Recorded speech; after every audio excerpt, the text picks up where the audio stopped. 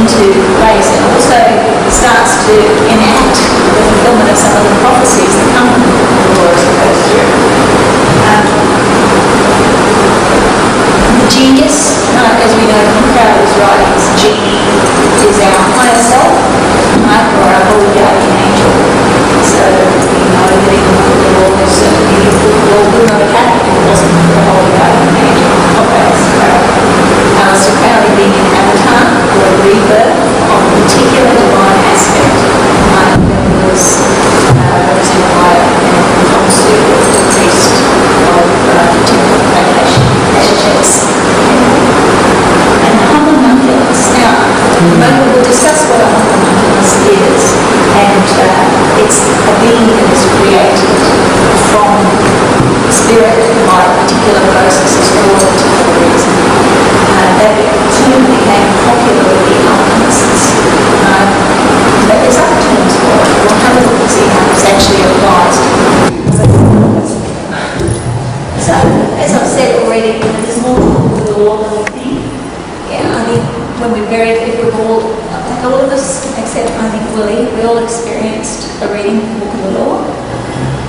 It is a beautiful book. When you first read it, you go, oh, what beautiful spiritual poetry. But it's far more than just beautiful prose poetry. It's more than the paradigm shift.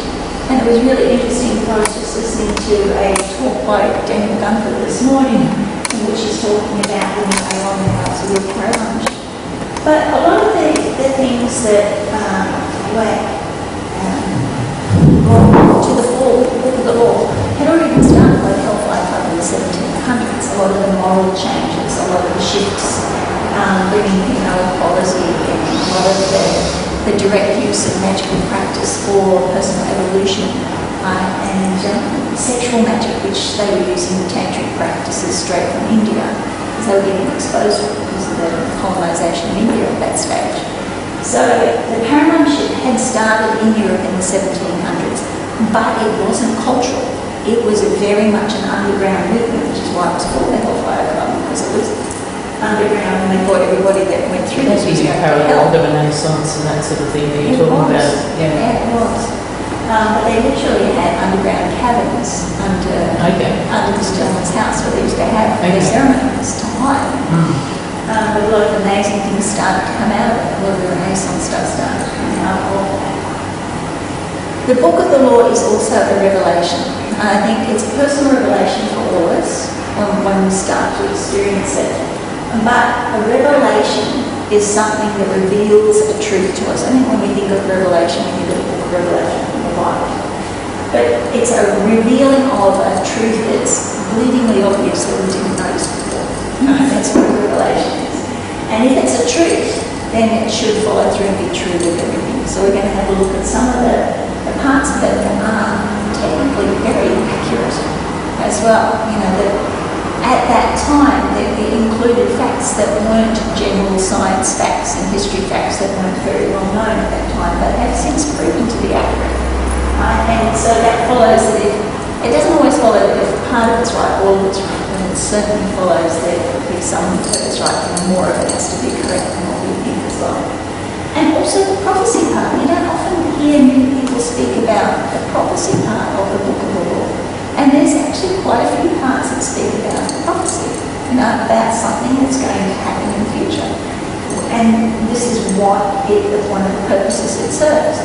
I'm telling you all of this because this is going to happen in the future. And that's what a prophecy is. And the Book of the Law is a dialogue between, for Dorothy that hasn't seen it before, between Nui, the goddess of the starry heavens, the expanse, and between Hadi, who's the man of the earth. And the dialogue between the two of them about how things should be, the natural worship, the place of pleasure, right, where this is going to take the human soul. And it's a lovely dialogue between those two chapters. But there's more to it than just a dialogue between two beautiful beings. So who was the second person? There was Mili and Hadi.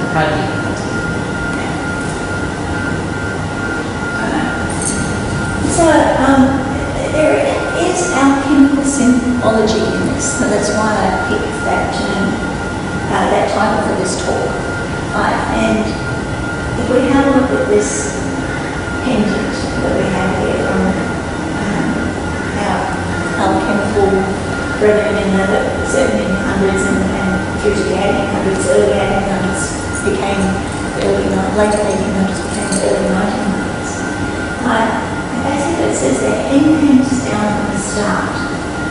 So in order to see what the end is going to be, we've got to see what the start is clearly. We celebrate these alchemical days, and knowing it is the start of something. But if it is the start of something, what's going to be the end of it? But where is this going? What direction is it taking us?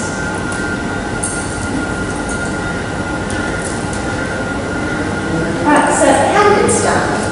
Well, we had Edith Rose, Crowley, right? And Mr. Crowley, who wrote the Book of the Law, met Rose. There is a lot of genuine misinformation about Rose. I'm going to show you a little of the misinformation about today. And it really is time that Rose sort of comes out of the closet a bit, right? Because we know historically these facts, so we're going to show that. And there's so many other organisations that hide a progenitor due to making a mythology symmetrical. And we don't want to hide Rose's part in the production of the clue. So I do stress this a little bit. But she was very important in the Book of the Law. One of the biggest myths we have between Rose and Aliester is that, you know, they split up over the death of their child and then they hated each other, which absolutely is not true. They remained firm friends right until Rose's death, and Crowley actually helped to nurse her through her last days. And she became an alcoholic. She never ever recovered from the death of her child, and that was her downward spiral. But Crowley stayed very, very loyal to her, even though the morals that he lived under were not the Victorian morals of that era.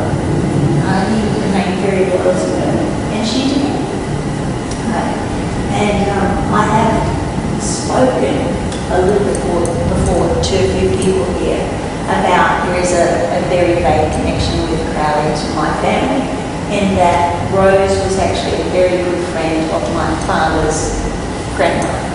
So Mr. Crowley actually used to go to my dad's house and used to look after him for an D'Montford, because she felt that she was bringing him up through the war without any influence, because all the males were away at war.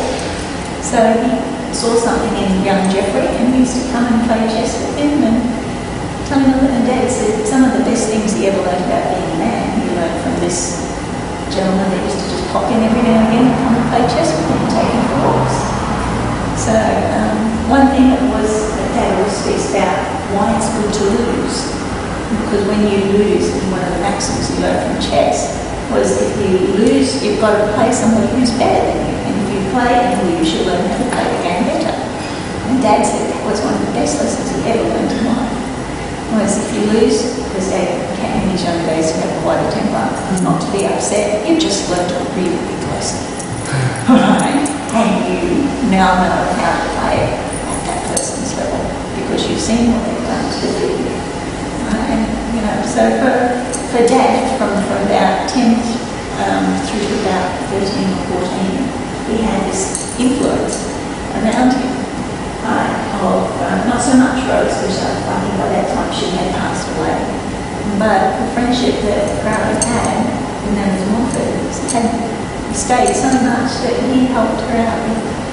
That was the youngest male of 8 children. He was the 7th son. And he was there left in the Blitz in England with his youngest sister, Rosemary. And all the older children were sent out of England because the older children were valuable, the younger children in those days weren't, so because they might die anyway. And D'Montford stayed in Essex through the Blitz in his big house in Essex to look after the 2 children. So that's how the connection goes. So the few stories, like there hasn't got a lot of stories about him, but the few stories that Dad told me about this Mr. Crowley that I very later in life figured out was the same Crowley that had written the Book of the Law. was always very nice about this gentleman just being a very, very nice man to him.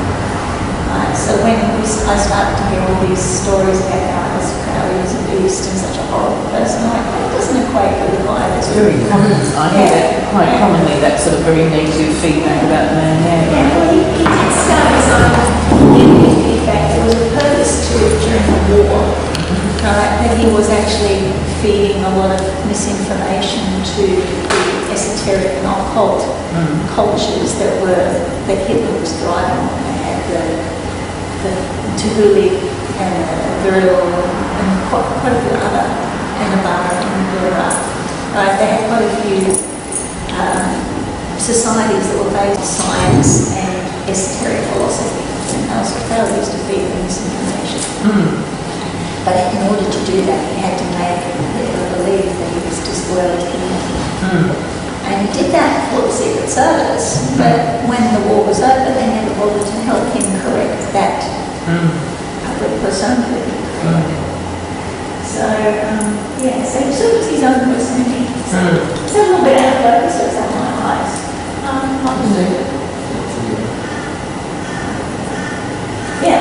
So Rose came from a wealthy family. She had her own wealth. Her brother was a very famous painter, but she married a wealthy man who had died. And her family was planning to make her respectable by marrying her off to somebody who was respectable. And she was a bit of a wag and she didn't want to be respectable. So she met this wonderful, fascinating man called Mr. Crowley. They became firm friends. And he proposed for the sister of one of his best friends a marriage of convenience. But they were fast falling in love at that point anyway. So she was actually quite well known in society for being a skilled medium. Parlour mediums in those days were quite a thing. Oh, she was known as a medium? Yes, she was known as a parlour medium. A what? Parlour medium. So you get a whole lot of fifth compare the accurate trans channel and parlour medium. Yeah. So she, they would get a whole lot of people. They'd come and actually sit in somebody's parlour or salon. And then bring something through. And it was a huge societal thing. I mean, the whole Viril society in England, in Germany, was based on trans-channel mediums. Right? All these ladies who were trans-channel mediums. So to be a really good medium. Where are they now? The Viril Society, I think. No, where are the mediums, the parlour mediums now? Oh, there's still mediums. Spiritualist Church these days, for example. Yeah, the Spiritualist Church was the big organisation that sprang up in England. The problem is with these things, like a lot of things, that unfortunately there is a lot of really bad fakey mediums, and they give everybody else that does it a bad name. So that Rose seemed to be very genuine and gained quite a good reputation for doing this. So not long after they married, not long after they met, they married, and they decided to honeymoon in Alexandria in Egypt. So they had, in one of my other talks I discussed how at that time the translation of the Greek Magical Heir had just come out, and Crowley obviously got a copy of it and wanted to do some of these ceremonies. Because the very first ceremony that we know that he did over there was recorded was the invocation to the Bornless One, which comes from the end of decoded.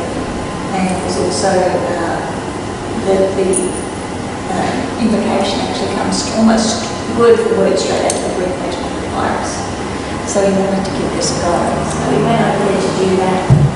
And he did do an invocation on the 23rd of December in 1903. And it is rumoured that that's when Rose fell pregnant. So it wasn't long after they got married that she first fell pregnant. And by the time the book of the law in April started to be channeled through, she was actually very heavily pregnant. So she was in December, so she was 4 months pregnant. So she was 4 months pregnant in April when the book of the law was conceived. Yeah. So something was already starting to be created from stuff that they'd already done. So essentially what we've got is a triad already, right?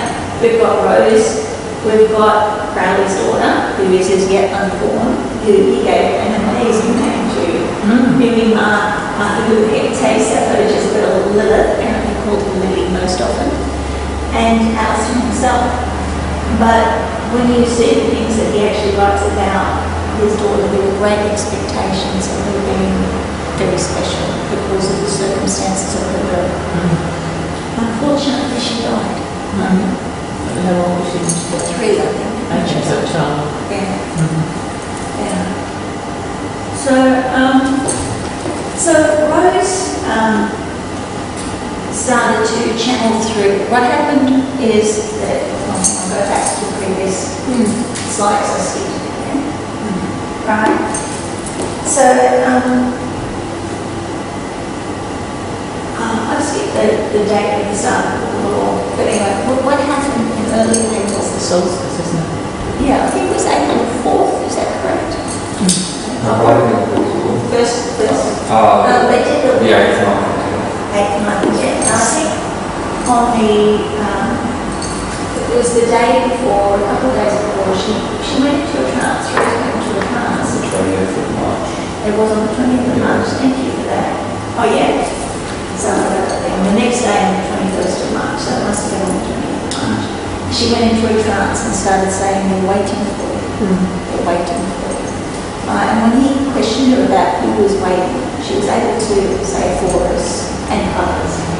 So he wasn't convinced that she knew who Horus was, and she said, "I don't know who Horus is."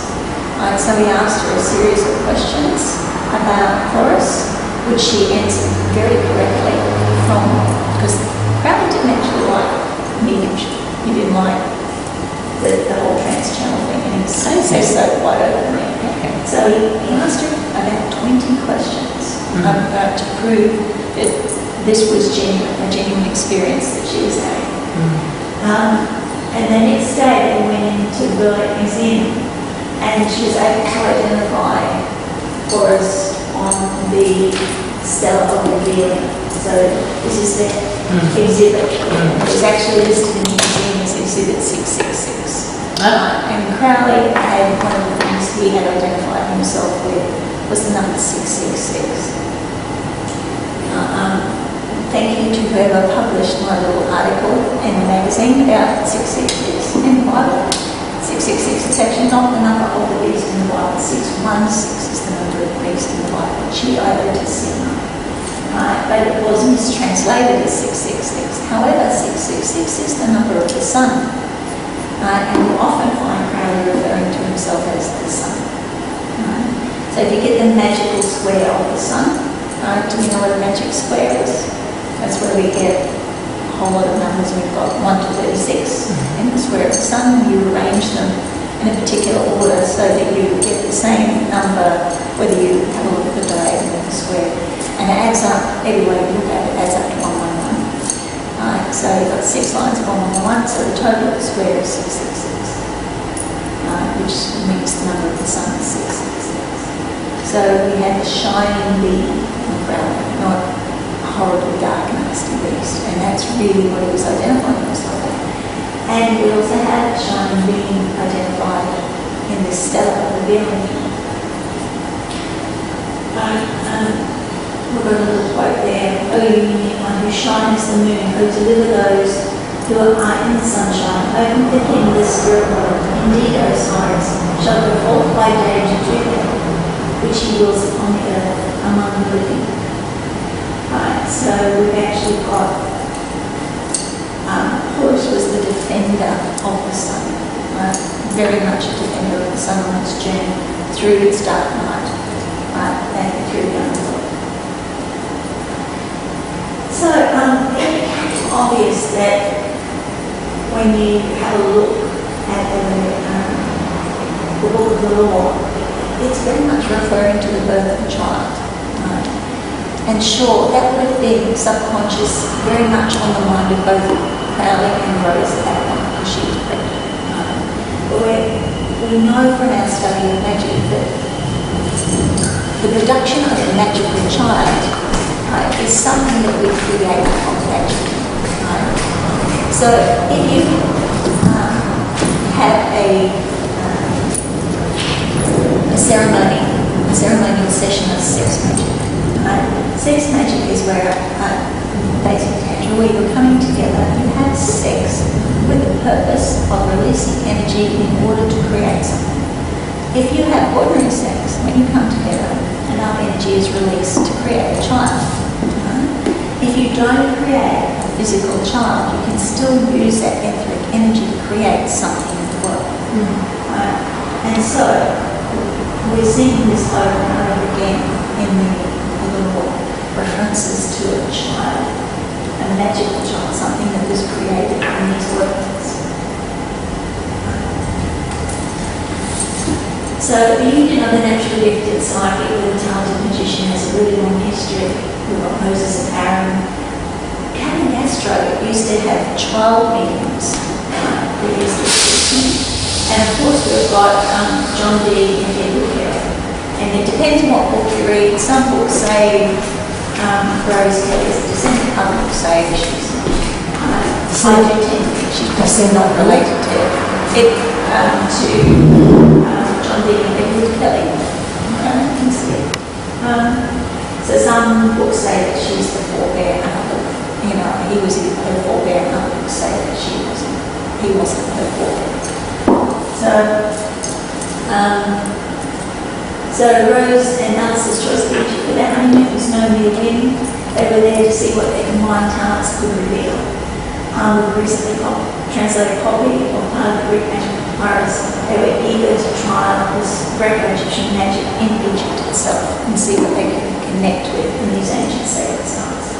Ambitious as always, in keeping with his Golden Dawn training at that stage in Middle Eastern magic, they decided that they wanted to perform a ritual in the king's chamber of the Great Pyramid, invoking the formless one, or by himself in the Greek magic papyrus, using the methods from the Goetia. And the Goetia, which most people who know what it is a grimoire of magic. We have in the West a very Christianized version of it that has been translated, but that is, when you have a look at the source documents that it was possibly based on from the Middle East, it really isn't as demonic as the translation was that was made in the 1600s. They're actually seen as helpful beings that helped King Solomon create the temple. This resulted in Rose entering into a trance and repeating their way, including their way for when Crowley asked her who it was that was making the Rose replied to chorus in the artist. I think I've just got these slides the wrong way. So, we had a feast for the 3 days for the writing of the book of law. So, for the next 3 days, at midday, for an hour each day, we know that Kelly was actually in the room behind Crowley, dictating the book of the law to Crowley as he wrote it down. And this is actually borne out by OTO documents that we have. And you don't have to research very far to find that there's actual notes of copies of handwritten copies of the book of the law where Crowley has left portions blank and Rose has filled them in because he didn't hear them properly. So we know that she was dictating. We know that Crowley also describes having a presence in the room with him at the time, but he describes the presence being near his shoulder, right behind him, and the voice coming from the farthest corner. Right? So the presence and the voice are two different things. And the voice was Rose channeling his through. And we have several instances there where we've got at page 1, verse 19, it goes, I lost one phrase in his handwritten one.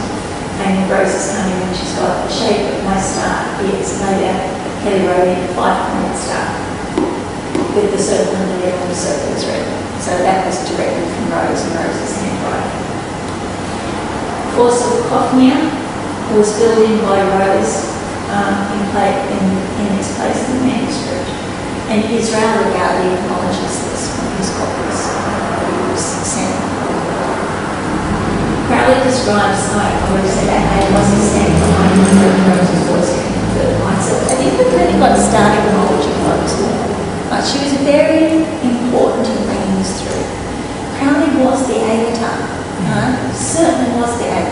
not have happened without him, and this would not have gone any further if it wasn't for Crowley. Crowley was certainly the driving force, but the message was delivered through Rose, and I don't know why people want to like that. You know, I know it makes a more symmetrical myth for Crowley, but Rose was certainly part of this. So, after it was published in 1909, there were further changes to the law. And it's really interesting because one of the things that came through in the book, the laws don't make changes. But it seems, and you'll find that with any document that is a living part of a living tradition, changes to happen. So I don't see this as a negative thing. If it was stagnant, if it was static, it absolutely did not change anyway, because it's a dying thing. You have a look at what's happened to the Bible over a period of time. The Bible, if you go back and you have a look at translations from the 15th century, some passages are very different. There's been chapters that have been put in, chapters that have been left out. We have the Catholic version of the Bible, which is very different from the King James Bible. It is a vibrant, living thing. And even today, the Bible still continues to be translated again and again. In Islamic traditions, right, they believe in continuous revelation. They have the Quran, but then they have the different revelations that come after that. So they believe other prophets and other things can be added to that. So I think that the changes that have happened afterwards show that the book of the law is alive, right? And the tradition around it is alive as well, that it is growing. We know that it went through a period of stagnation after Crowley's death, where a lot of the published works weren't being circulated. But publication is so important to any idea, right from the early days when we first had the printing press, even before the printing press, people were writing down concepts, ideas, philosophies, and exchanging them, right, so that they could then write down other things and discuss things. So having things that are written is very, very important. So there was a real push after Crowley's death to get things published, right, and then much later there was a push to get things systematised, which is nice to see that we can actually have an academic systematisation of this knowledge that is revealed, because you don't get that with any other religion. And the furthest thing you can get from academics, some of these religious texts. Right? But the discussion and the continuous revelation of this is really interesting. Chapter 2 has one major change that I really want to bring your attention to. Instructions were given to one of Aliester Crowley's successors, who I think is Bremer. I'm not sure, but Eli's writing is certainly correct on that. To include a line between the 4th and 5th lines of verse 66. And the line to be added at a specific time after Crowley's death was that one's death is a gift to life. And there's so much in the book of the law about birth, creating a child, that this is not a coincidence. That Crowley left really specific instructions for this. So how can one's death be a gift to life? And we'll have a look at this. The completed verse then reads, write and find ecstasy in writing, work and be albeit in working, thrill with the joy of life and death. Thy death shall be lovely, whosoever see it shall be glad. One's death is a gift to life. Thy death shall be the seal of the promise of our age-long love. Come, lift up thy heart and rejoice. We are one. We are one. So, that's really interesting. That brings the total numbers in that other words in that list to 66. So again, we get the 6 repeating.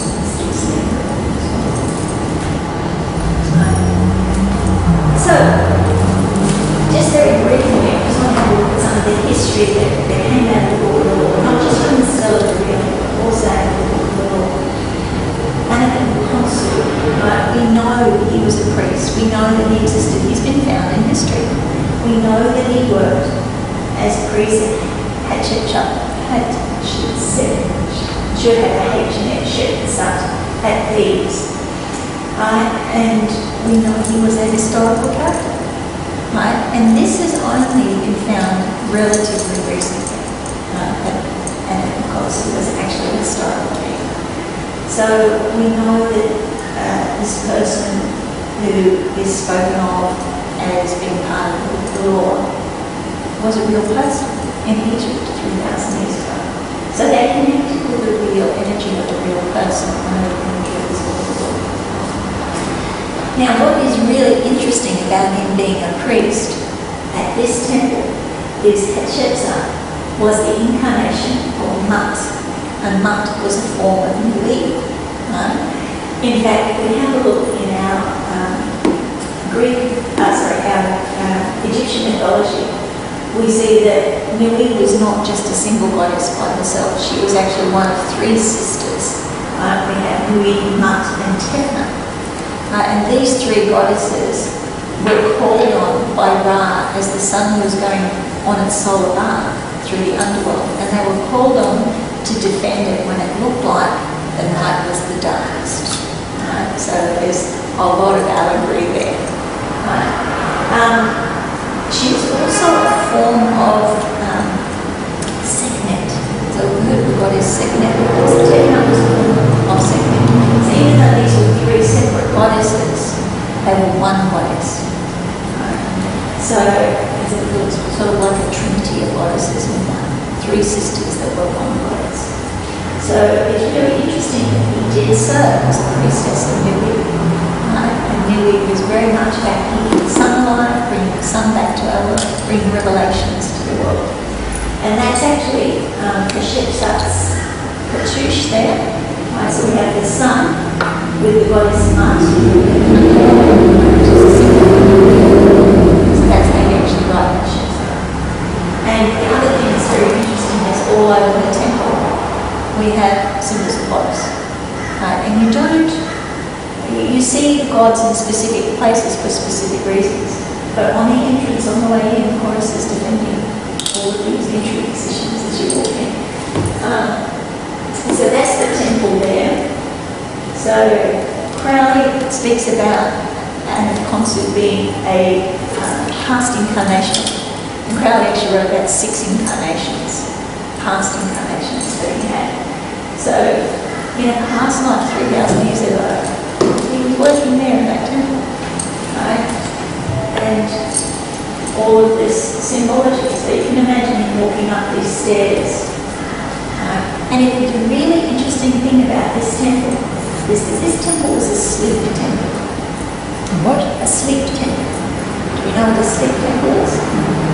The sleep temple is if you wanted healing message from the god, you would go and take your offerings and you basically go and stay there, camp on the floor overnight and sleep there. And you would wake up with a revelation, right, from one of the goddesses that was in the temple. And then the priest, it was their job to interpret whatever you dreamt that night. So that's what these priests were. And the fact that Anaconsu is mentioned, he was obviously high up in the hierarchy of priests. And, somebody had a difficult problem. They would then, the lower priests would take it up to the higher priest to get it sorted out. If we go back and have a look.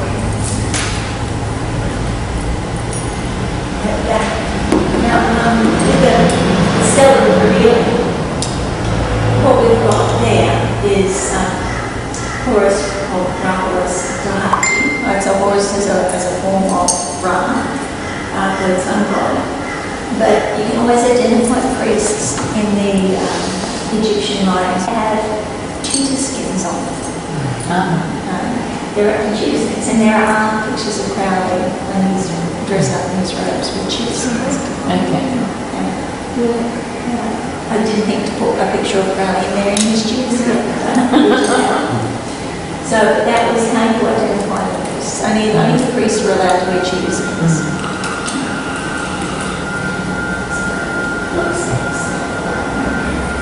So science. And I want to finish off with a kind of science as well.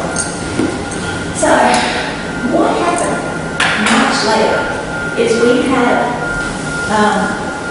the Agape Lodge in the United States with 2 amazing people in it who are both focused on science. One on real science and one on Scientology.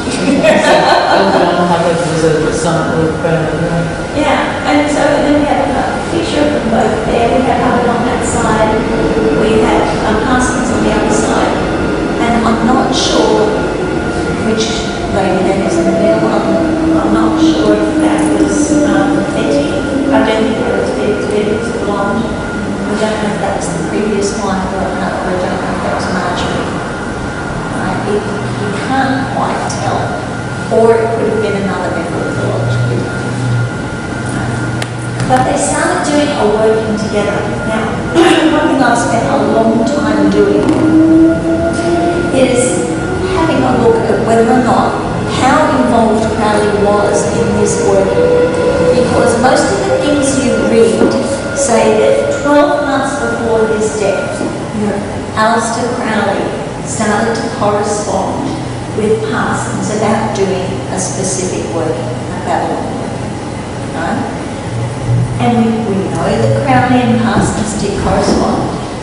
We know that Parsons addressed, he had a very, Parsons was, didn't have a really relationship with the father growing up, and he felt very fatherly towards Crowley, and he used to address him as my dear father. And he'd finish off his letters with your son John.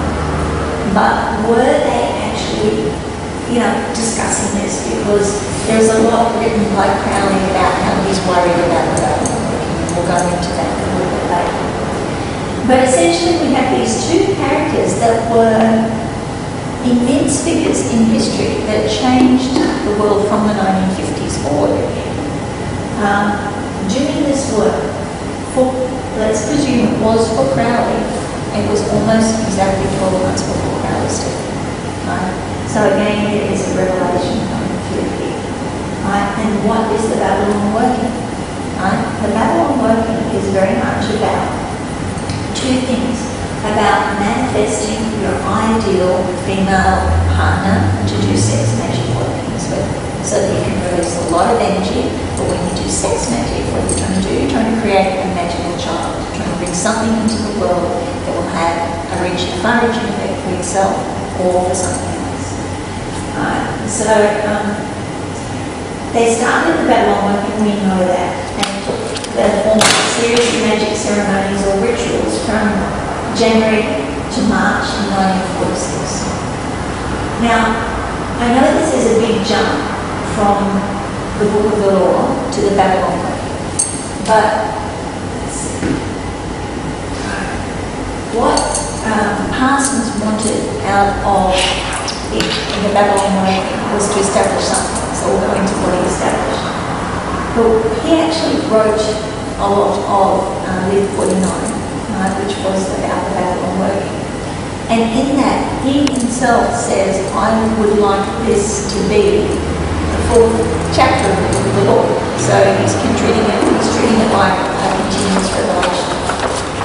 There was never, as far as I can find, a yay or a nay about whether or not Crowley said yes or no to it. But again, what we have is a direct revelation. We have a female goddess imparting a beautiful piece of prose that has a much deeper meaning. That's Liber 49. Liber 49, yeah. And we don't know. As far as I know, if anybody else knows, please tell me. Was it not Mart talking? No, it was Babalon. Babalon was Parsons' deity of choice. He felt like she had chosen. Yeah. I think by that stage, Crowley had washed his hands of Parsons. Yeah. He's pretty much said he lost the plot. It's really interesting because I can see that, and I saw, we will actually go into this. It just depends what order I think it's right. So, I'll go back, sorry. Alright, so yeah, it's a really interesting point because I think he was talking with Gregor, or whatever his name was. It wasn't Gremmer, it was the other client that he was writing to continuously from the US. And in there he's going, I think Parsons. Sure. Yeah. not Grimmer. He was Gerber. That's right. Yeah, and he was writing to his article going, I think Parsons is a bit weak, and he's got involved with this guy who was a con man, and they're trying to do the moon child, they're trying to make a moon child, and they've taken my Which word. is absurd because it's sort of, which is kind of absurd to Crowley because that was like a novel that he wrote about a Yeah. whole other subject of things, and they rather than as a real thing that is root work or whatever. Yeah, but when you have a look at not only the book of the Moon Child, but also if you have a look at the text of the book of the law, they're certainly trying to create a child. And the other interesting thing about Liber 49 is that at the end of Liber 49, there's I'm sort of jumping ahead of myself to answer your question, but we'll go through it point by point, where it's implied that Crowley did a lot of steering to get Parsons to where he was to be able to do it, but he was not confident with his ability to pull this off, it seems like, from his writings, especially after having been associated with Hubbard. Hubbard and Crowley did correspond to each other. They wrote to each other, we know that. But certainly from Crowley's writings, he didn't like Hubbard very much. He spotted him as a con man early in the piece. And what he says about Parsons is he feels that Parsons, you read between the lines, and essentially what he's saying is Parsons falls in love with women too much too quickly without sort of sitting back and, you know, really using his judgment with regard to personal relationships. And is he doing this again? So he did not approve his previous women that he had. He certainly didn't approve of Sarah, who is Betty. He didn't like her. Is that the woman in the top? No, this is Marjorie. Marjorie actually, after the first lot of Babalon workings were done, Marjorie turned up, and Marjorie does appear to be exactly what Parsons was asking for in a magical working partner. So she was beautiful, she was red-haired, she was green, all these things that he asked for. She was that. She was also very fiery. She had a very elemental type personality. She could be very changeable. But they stayed together, right, and did do lots of magical work together. And they were very, very in love. But the criticism seems to be that Parsons trusts people too much too quickly, doesn't sit back and use his judgment. Not that he washed his hands of the correspondences still going. But I think he was wanting to wash his hands of the and he was wanting Jack Parsons to find somebody else to do the work he was doing. And he was worried about the work that he had done correctly. So it's really interesting that Area 59 is the area where they first did, Area 51 is the area where they first did their Babalon working. And it was Hubbard and Parsons. So you get 49, you get to Area 51. Nobody really knows why Area 51 is called Area 51. 49 plus 2, why 49? Because two people did the working. And 49? Yeah, Liber 49. So we don't actually know why Area 51 is called Area 51. Yeah, but why was it called Liber 49? Liber 49 was the Babalon one. The third point. But I thought it issued out of it. What? Didn't it issue out of that area installation? Yeah, he did that Babalon working in Area 51. That's right. It wasn't called Area 51 at that stage. It was just an area in the desert. Okay. Yeah. So it's become Area 51 later. Nobody knows exactly why. We do have a lot of esoteric stuff in our sciences that they want to get into in Western culture. Not so much. If you go to Russian culture, you go to German culture, they'll admit to a lot more esoteric stuff in their sciences. It was, Americans completely discredited the idea of dark matter and dark energy. You know, when Einstein first put forward the idea of the lambda, which is being, unified field theory, that there'd be something else out there. It was Australian astronomers that actually discovered the dark matter and verified Einstein years after his death. You know, because Einstein was a high school dropout, didn't have any further qualifications, and that one hypothesis, even after doing all the others right, made him lose so much credibility. And it was the Australian scientists that came through and went, actually, there is something behind everything that joins everything together. Right. So again, I saw that little equation and I just thought it was interesting, but we actually don't know why area 51. The other interesting thing is that even though after Marjorie manifested, they never had a child together, and his stated purpose for bringing Marjorie into his life was to manifest a magical child. But what was the magical child? Right? Was it a literal child that was after? What we do know is that what his work ended up in creating NASA. Right? So we had, he was the founder of the Jet Propulsion Laboratories, and a lot of people look at it and go, well, maybe it was really called the Jack Parsons Laboratories. He was quite a wealthy man, he was from quite a wealthy family. He put the money up for the Jet Propulsion Laboratories, and he had 3 partners. Right? It was on Halloween that they did their first rocket experiments, Halloween in 1936. But it wasn't until 1956, after Parsons' death, that it actually became NASA. So are you postulating that potentially that might have been the magical child? Yes, absolutely. Okay. Right. There is certainly a fascination with Parsons for reaching out for new wit, reaching out to the furthest reaches of the galaxy. There's Just that big, I'm almost finished reading it. Sorry. It's quite finished. Yeah, so at that stage, rocket men was very much something that was science fiction. Was not considered to be possible at all. And all of a sudden, these 4 guys, fueled by Parsons, quite literally because he was the fuel expert, all of a sudden started to make this possible. Right? And not only universities, but the US Defence Force stood up and paid attention.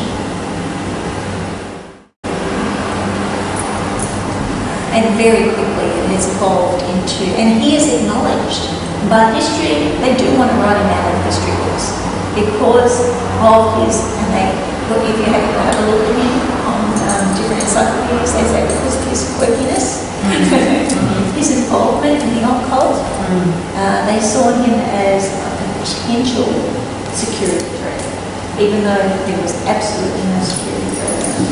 Any original thinker is a potential for security.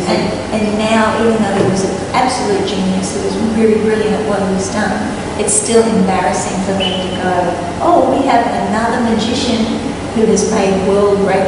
If we have a look at how many magicians have made, brought sciences into this world, right, on esoteric principles that then become science and physics. Right? I think also you've got to consider that the environment post-World War II, you basically had a lot of secrecy in these sort of programs because that was technology which allowed one nation to have some dominance over the other or their colony. And like for example, a lot of Nazis went to either the Soviet Union or the US to develop these rockets because they were some of the most advanced rockets at the time. Like Werner von Braun is one, for example. So I think there's probably that layer of secrecy, and there's probably more to the story that we don't know about, but it's not really being released because of security issues as to the origin of their development of particular weapons. The Nazis did actually develop rocket technology. Yeah. They did take it in space. Didn't they saw it as an offensive, but logical mix. all rocket programs were sort of spawned off what the Nazis had developed for either the Soviets or for the US, and that would be kept secret, and it probably still would be kept secret. Some lines of development that I don't know the other countries know about. So I I get the dates of the Second World War. The Second World War finished in 1939, didn't it? No, it's 1945. 1945. Yeah. So he was doing his first testings of rockets in 1936. I actually think Parsons was before the Germans, but the Germans were more focused on where they were going to take it. Possibly, yeah. Yeah. The purpose of what they wanted to do. Yeah, they knew what they wanted to do. But it would have been a security issue, that sort of technology, because they would have wanted to keep it quiet, prevent enemies from Yeah. gaining the same technology, I suppose. A bit of a race at the time. Yeah, certainly at the end of the Second World War, then we had the Red Peril in the United States, where they literally had witch hunts. They go through the United States getting rid of people. But I think what happens today is, for the mythology of NASA to be perfect, they want to hide this guy that was esoteric. You know, they don't speak about the fact that Newton wrote 60 books on alchemy. No. He's only a little physicist outside that. Yeah. They don't speak about the fact that Pythagoras had a mystery school. Yes, we all hated him because of the biannual triangle, but he did so much more than that. Right? And he was credited with all the miracles of Jesus he's supposed to have done. So these people that have made these groundbreaking changes certainly have had a different way of looking at the world from an esoteric point of view, but NASA wants to hide that. It's like some stuff I'm reading at the moment, sort of going on with the idea that magicians are the forebearers of scientific knowledge. So they're the sort of the visionaries, I suppose, that are conceptualising these ideas, which then other people are then applying methods to discover the true nature or the true measurements of them. Exactly. I think in society in general, they sort of tamp that down, they hide that fact, and they think, oh, it's people, and their visionary aspects are absurd, but really they're the forebearers for observing something that hadn't been observed before, that sort of leads people to test and find out the true nature of what that observation is. I think we find it everywhere. And I agree, and this is sort of what I'm getting at. I'm just going about it a long way around. Yeah. But I do think the Book of the Law has done this as well. And I've got something to show you at the end, which I think has been completely overlooked in the Book of the Law. So hang with me till the end, because I've always been excited about this, and I don't know why other people haven't seen this. But I think it's far more scientific than what anybody gives it credit for. Right? And where did that information come from? Just like Tesla used to say, I'm just the channel. He said that the knowledge is out there and I'm just bringing the knowledge in. So,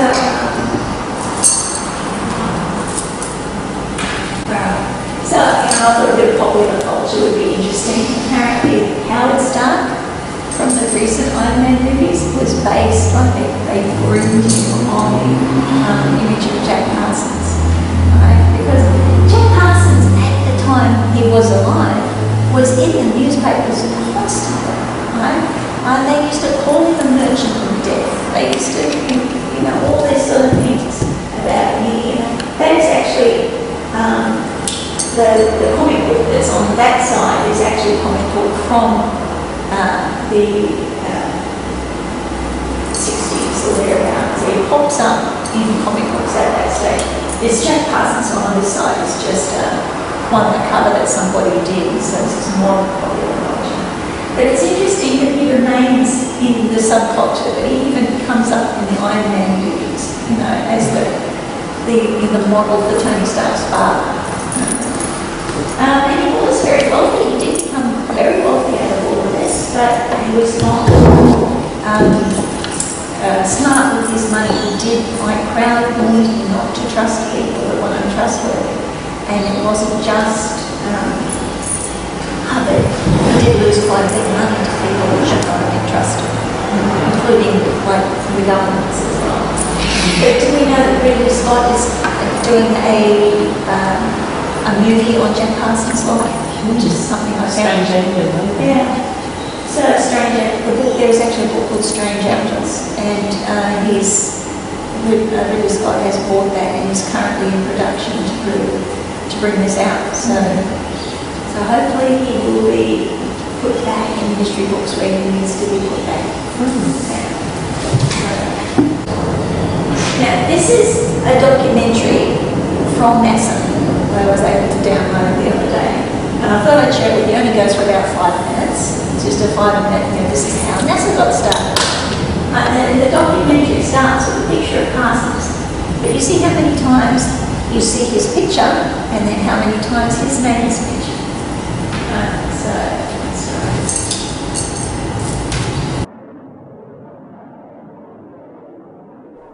Since Explorer 1, the first U.S. satellite, the Jet Propulsion Lab has been a pioneer in America's space age. Its robotic spacecraft and rovers have explored the solar system from Mercury to Neptune and looked out into the universe beyond anything seen before. The beginnings of JPL can be found right on its doorstep, just north of the Pasadena Rose Bowl, in this dry riverbed called the Arroyo Seco. Turn back time 70 years to Halloween 1936. That's when a group from Caltech and their friends came out here to test an idea, a tiny rocket motor that would eventually evolve into the tools of spaceflight. They were an odd mix. Caltech student Frank Molina, who later became the first director of JPL, was interested in aerodynamics. Jack Parsons was a chemist. His buddy Ed Foreman was a talented machinist. Rudolf Schad and Caltech's Apollo Smith also helped, as Molina described in his 1968 interview. The first test was made on the 31st of October 1936. We had no money except our own pocket money, so we went around looking for second-hand stuff all over the area. The group had the backing of famed Professor Theodore von Karman of Caltech's Guggenheim Aeronautical Laboratory, but most everyone else scoffed at Rocketeers. People associated rockets in these days with what we would consider bad science fiction films now. They tried 3 times to fire the thing, and the fuse they were using, it's a split powder fuse, just kept blowing out, so nothing happened. On the 4th try, they ignited the motor and the oxygen line came off, whipped around, started shooting fire, and they all ran away. First day was a bust, but in this letter to his parents in Texas, Molina called it a success. He considered it a success anyway, simply because they learned a number of things not to do. Tests in November 1936 proved to be little better, except perhaps to produce this now classic photo. Molina believed rockets could be the ticket to the high altitudes he needed for science research. No one knew how to build a rocket motor, either liquid or solid, really, that was very effective or very satisfactory. So it meant that actually the people, those of us here, were really thrown upon our own resources. Finally, on January 16, 1937, success. The white smoke you're seeing coming up is the motor running. The work of the group over these years put rocket propulsion and rocket flight on a real sound scientific and technical basis. From those early days in the Arroyo, to military work, to space exploration. A wild experiment 70 years ago set the tone for the Jet Propulsion Laboratory as a place where extraordinary ideas become reality. And they say, Jack Parsons against you. That's it. Everybody else gets at least 3 adjectives, but he's just Jack Parsons against you.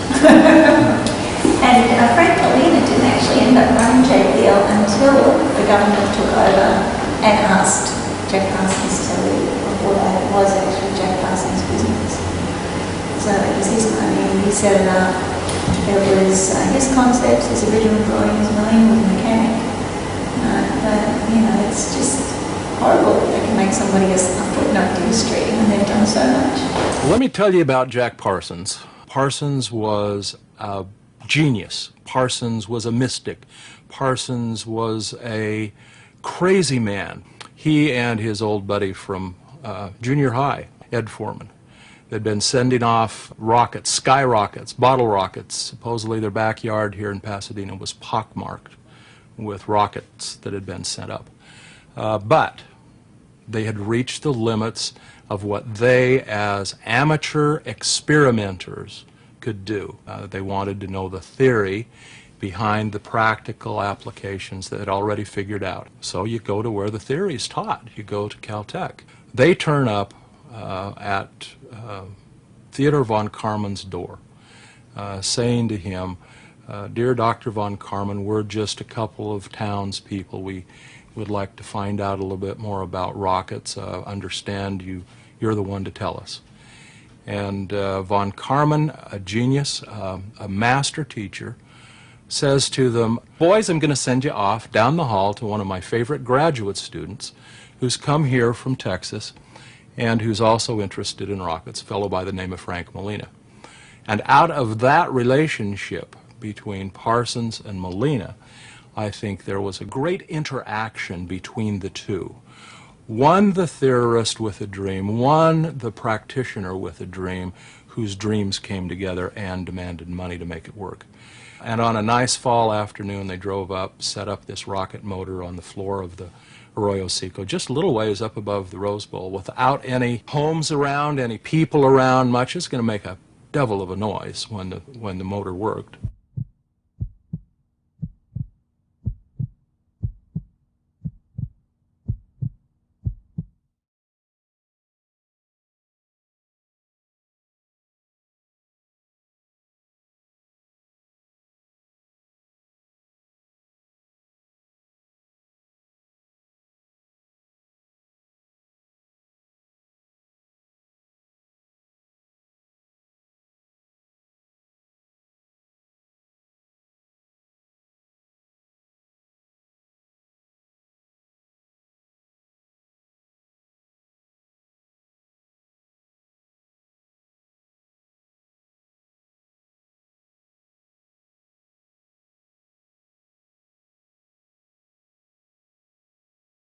The final aim of the JATO test was to have the airplane, the air coupe, fly without a propeller. And well, this is fine, except from a standing start, by the time you get almost to flying speed, the rockets will have burned themselves out and they'll stop. So the idea was, let's move them along a little bit. So we got a truck ahead of us, tied a rope, and I held the rope so I could decide when to let go. And we saved all that rocket time until we got almost to flying speed. Then I let go of the rope, lit the rockets, and away we went.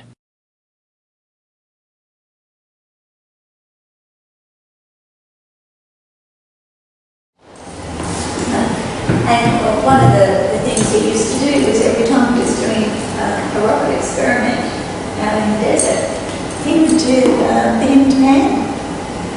It started, began with the hymn to Pan. He dedicated it one. So, and the Suicide Squad, the term Suicide Squad was originally referred to these guys because they thought they were eventually all going to blow themselves up.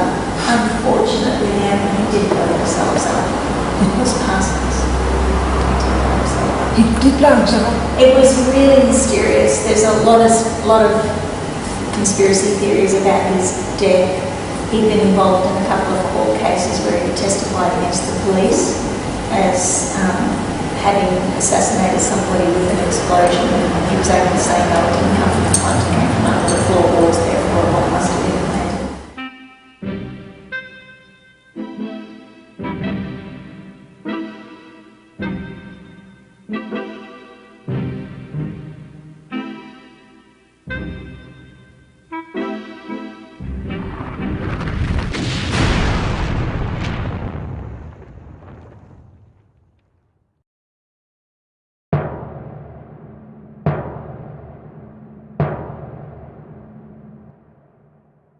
Jack was half lying under a heavy cast iron wash tub. The side of his face was blown off. I remember his arm either dangling or that was blown off, and there was a lot of blood. And Jack was dead. He was dead. His eye, I had only one eye, and I saw his eye was open, but you could see all his teeth, his jaws, the flesh. There were people who, everybody who's been accused from the FBI to the Middle East to the Japanese government, everybody of causing this explosion that killed Jack Parsons. But it's, yeah, he died very young, but he also did seem to predict his own death as well within the writing of Liber. I just need to check there because obviously I've lost the third line a little bit. So he conducted Babalon working. And out of it came Liber 49, But the Babalon working was also created to conjure the partner? Yeah. Or did he already do the working with the partner? Okay. He'd already been working with partners. Yeah. He was married, and then his wife left him, one of the other OTO members, and he started going out with his sister, right, who was Sarah Betty. And then when Hubbard turned up, Betty transferred her affections to him, which left him at a loose end, so he needed to manifest a magical working partner. So that was his main first thing that he wanted to do. To get out the Babalon working. Out of the Babalon working. Right, so it was to actually bring forward a woman that could be an avatar of the Babalon. And that happened then with Marjorie? Yeah, so that happened.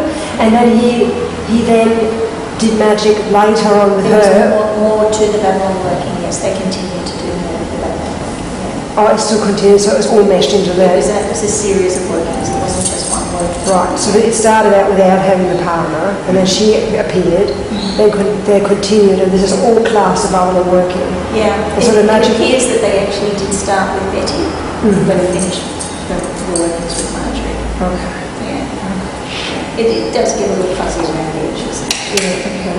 But it was Hubbard and Parsons doing the workings together with Aiwass.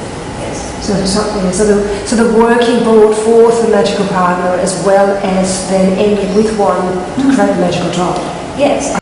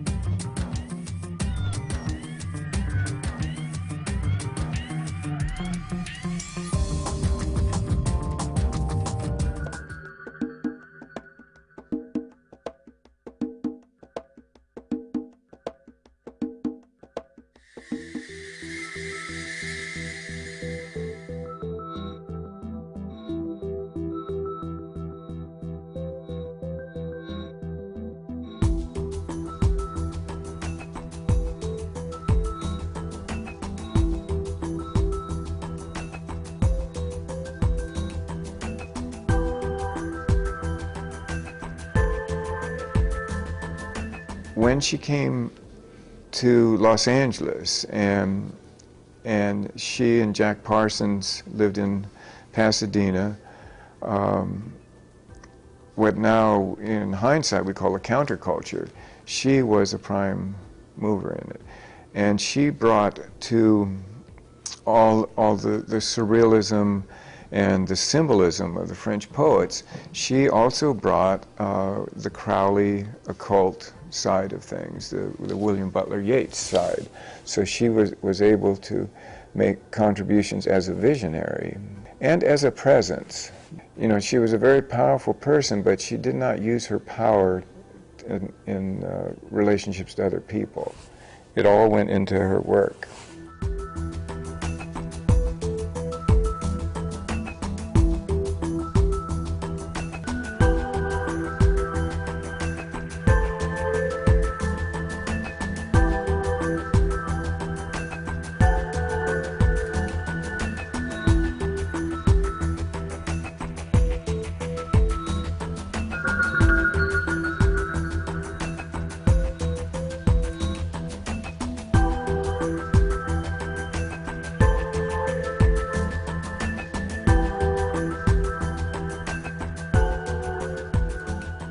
She came in and pushed Anais Nin out of the house by magical force because she wanted to be the only woman there.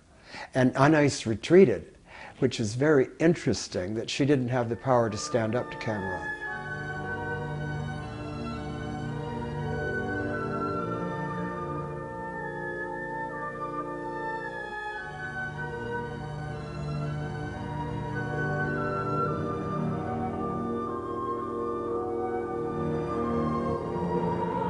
I had the idea of making a film about her painting, a kind of a tribute to Cameron, a poetic tribute.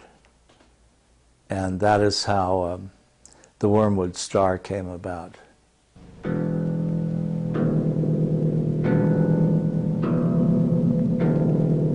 So people said she was a witch or a sorceress. And again, when I asked her to be in my film, my first feature film, Night Tide, with Dennis Hopper, as the mysterious woman in black. It's a key character in the film, and I couldn't think of anyone whose image was more sinister or mysterious than Cameron. And I was delighted that she agreed to be in the film, and I think she's quite a remarkable presence in it. She's still very, I think, very attractive in both of my films. Even though he didn't have a physical child, what was a magic child, he certainly created something that changed the world. Yeah. He put us in outer space. Yeah. Right? That's more than any other scientist can say for them. Nobody's taken us off the planet before. Why? Because he wanted to reach out to New Eve. You know, he really had this desire to reach out to New Eve and make it part of his life.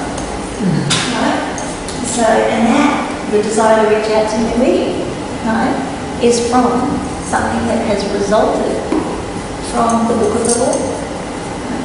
We're embracing New Eve. Right? And that has been a part of the fulfillment of the Book of the Law. Now, it's interesting to first see what the other people got out of it, right?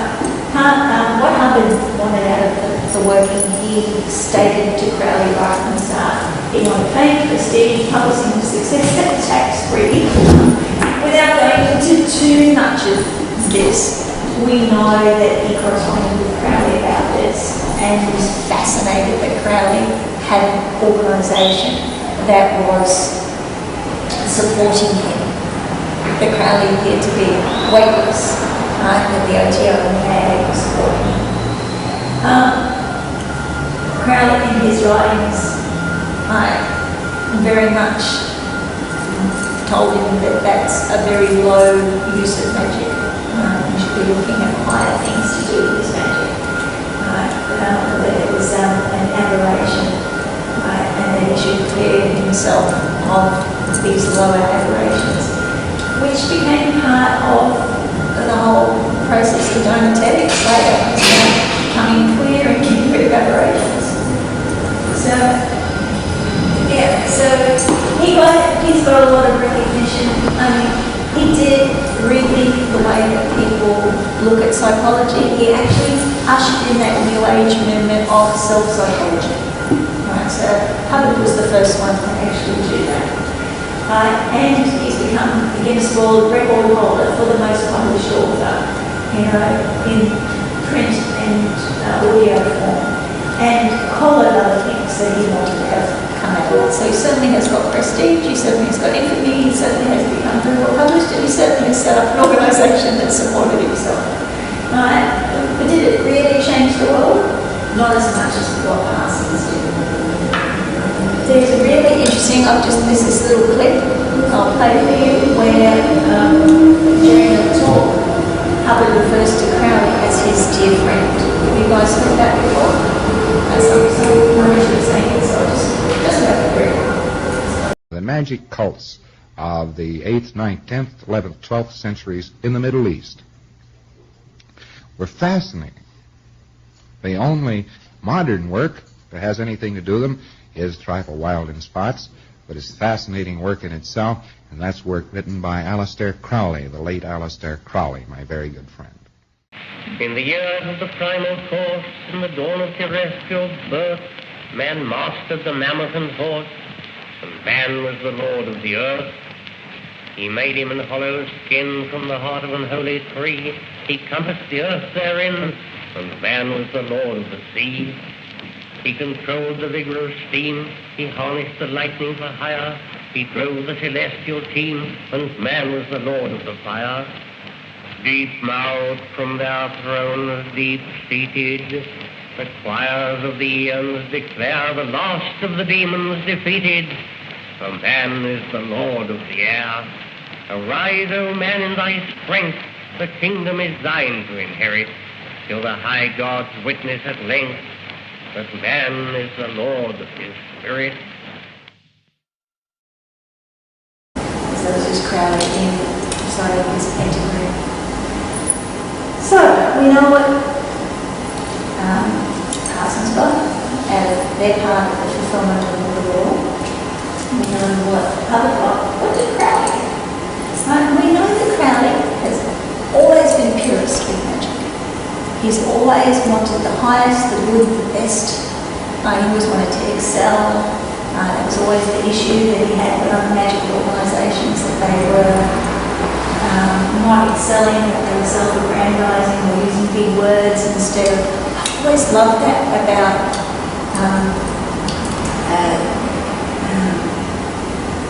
do what they will shall be the whole of the law. Not as the law, but under the word. Single syllable words. Right. So in opposition to magical organisations of his day. Beautiful. Simple, succinct. Right? He is that kind of purist. Right? So going back to the book of the law, the centre of it is the child. Right? And we do see the child reflected right through other magical traditions as well. Right? So we have this, again, another alchemical image of the learned magicians at the top, and you use spirit to illuminate you, to create the magical child. It is the child. And that's what he wanted to create, was his magical child. So, was it a literal child that he wanted to create, or what did he want to bring into the world? Well, we know how Crowley has changed the world.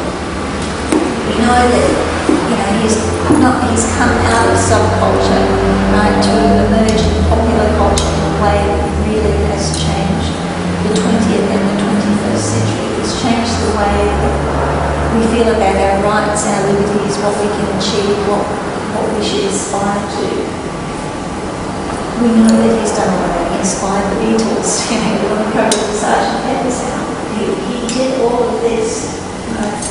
But the whole body of Crowley's work, the sum total of all these efforts was preparing for somebody that would come after. And it says that right at the end of the book, right, into the second chapter. It says, Crowley the Beast was and is the devoted prophet, right? So he saw himself, and you can see when you read between the lines that he, of course, had a very good opinion of himself, but he saw him coming after him, right? And he did see himself, and he portrayed himself as a John the Baptist kind of guy that was waiting for something to come after him. John the Baptist was also called the Beast in the Bible because he lived amongst the wild beasts and he fed on locusts and wild honey. So these breathy whispers that Rose heard, whispered in her ear, whispered from Nui, whispered from Hardy, they promulgated the law.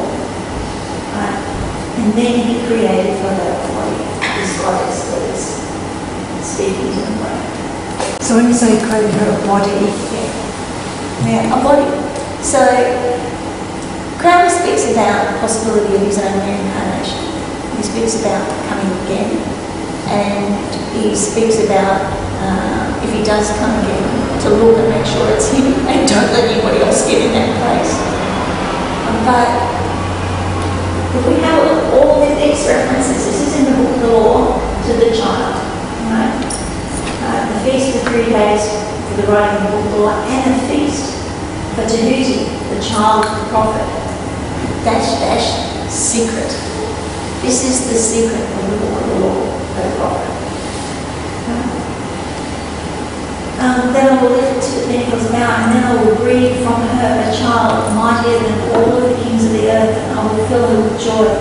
With my force shall she see and strike at worship of the moon, and she shall achieve the deep. But there's one that was going to come after him. It says in the book of the law, what meaning is so long? Thou knowest not, nor shalt thou ever know. There cometh one to follow, and he shall expound it. So were looking for, and I believe at that time that the wrote the book of the law, Crowley firmly believed that this child that they were about to give birth to was going to be that child. And I believe that's why it really shattered them so much when she died, the fact that they just loved the child. There's allusions to it in chapter, well, actually that's chapter 3, 12 at the top. Is that? Yeah, sacrifice cattle will be after a child, and what to say after it, you shall see that day and you shall be sad thereof. Yeah. Which is an allusion to his child, his and Rose's child dying, and even in his commentaries, it's like, oh, I don't have much to say about this. Yeah, and you know, a lot of people think that the trainers being harmless and not like the children. I know he liked children because he liked my dad's child. And he's obviously devastated by the loss of that girl. You know, as a father, but also there's something more to it as well. So, the secret, right? Probably before the time. My time has come. This is my book that my deck prepares. So again, we have another moonchild situation in Liber 49 where, you know, you have a look at the moonchild. The moonchild is literally about creating another child. It is a repeated theme in Crowley's work. They're going to create a special child. Right? It's not just in this idea of creating a special child. It's also in Tibetan culture, it's also in Hindu culture. Right?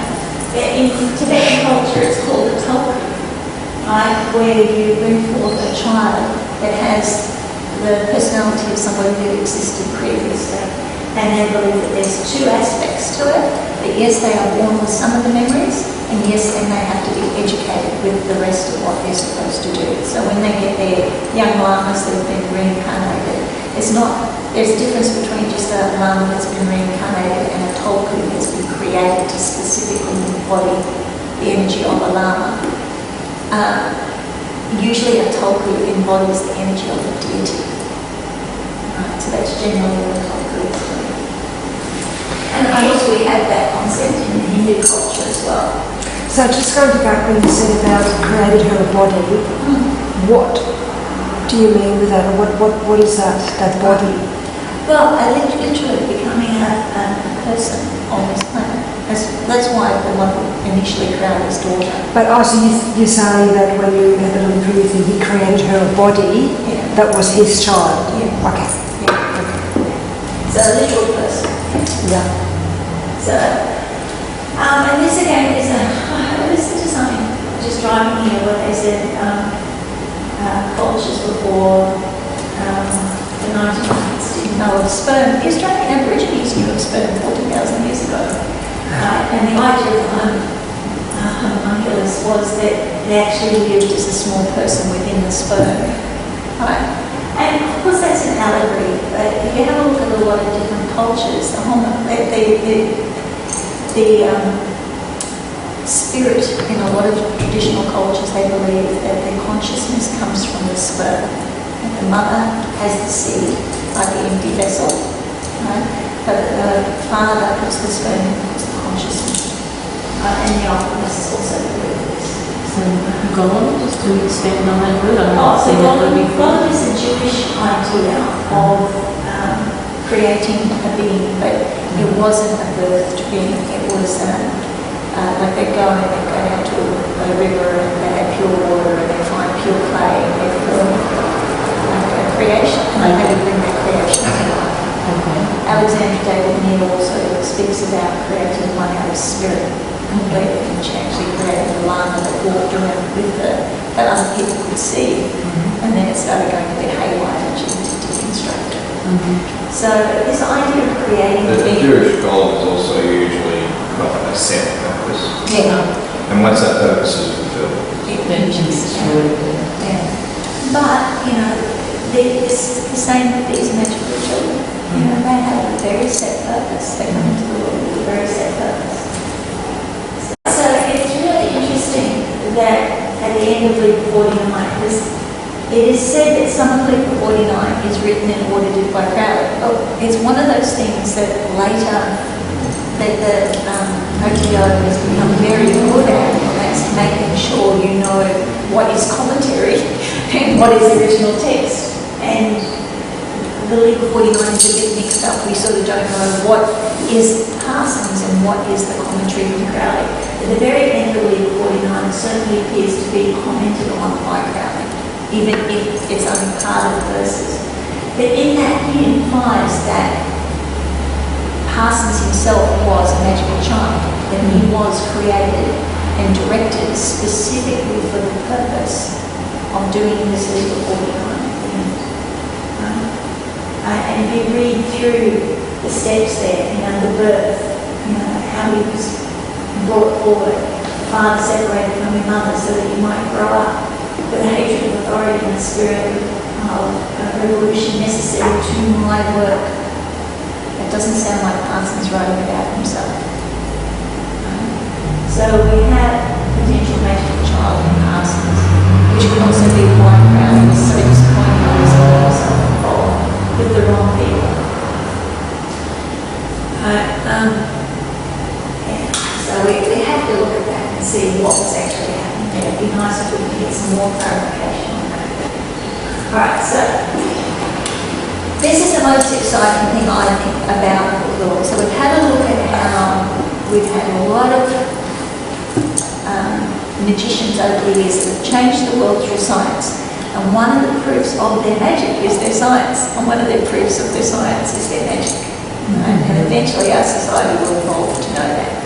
So that should, for the greatest magician of the 20th century, which was Crowley, which was part of his work as well.